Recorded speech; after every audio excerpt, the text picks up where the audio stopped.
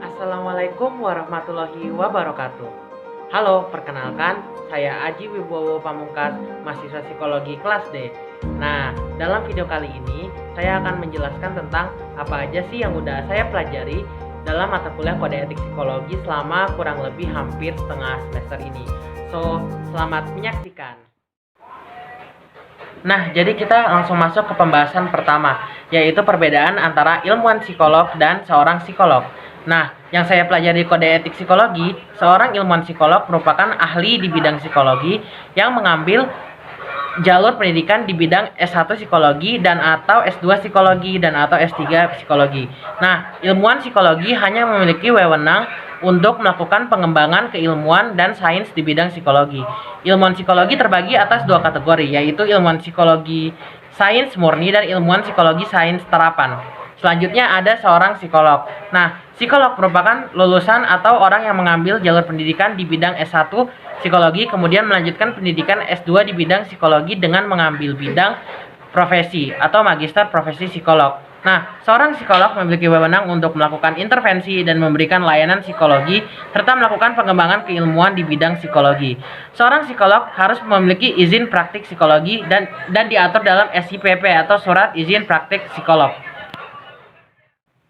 Selanjutnya, saya akan menjelaskan mengenai HIMSI. HIMSI atau kepanjangannya Himpunan Psikologi Indonesia merupakan sebuah organisasi legal yang bergerak di bidang profesi psikologi di Indonesia. HIMSI berfungsi untuk menghimpun serta menampung seluruh tenaga profesional yang bergerak di bidang psikologi di Indonesia. Nah, selanjutnya ada Majelis Psikologi.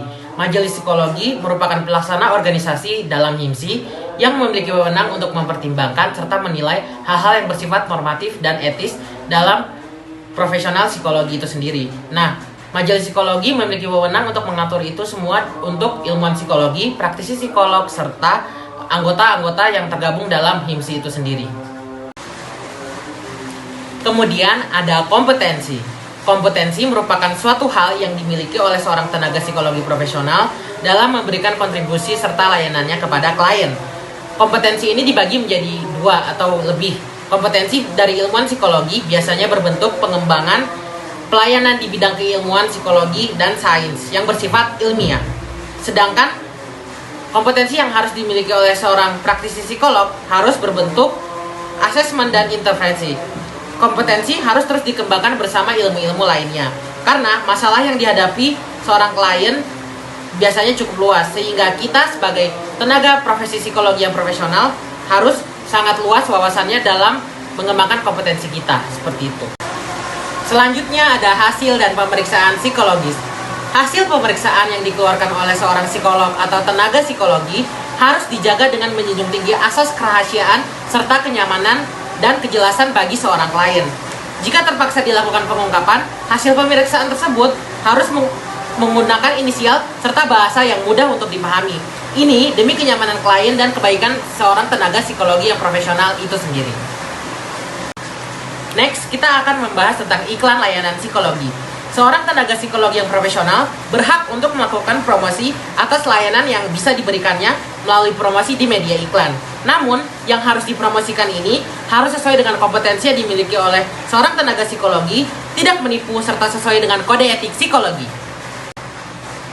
Kemudian ada riset dan publikasi. Riset dan publikasi berasal dari hasil penelitian yang dilakukan oleh psikolog atau ilmuwan psikologi. Hasil riset harus menjunjung tinggi asas serta nilai dalam kode etik psikologi. Publikasi dilakukan sebagai bentuk penghargaan serta pemanfaatan hasil penelitian. Hasil riset dan publikasi biasanya berbentuk buku, jurnal ilmiah maupun proceeding. Nah, kita masuk ke pembahasan terakhir, yaitu psikologi forensik. Psikologi forensik merupakan suatu cabang bidang psikologi yang diterapkan dalam bidang hukum serta pidana. Psikologi forensik berguna untuk membantu penyelidikan dalam sebuah kasus hukum. Para tenaga psikologi yang bergerak di bidang forensik di Indonesia tergabung dalam APSIFOR atau Aliansi Psikologi Forensik Indonesia.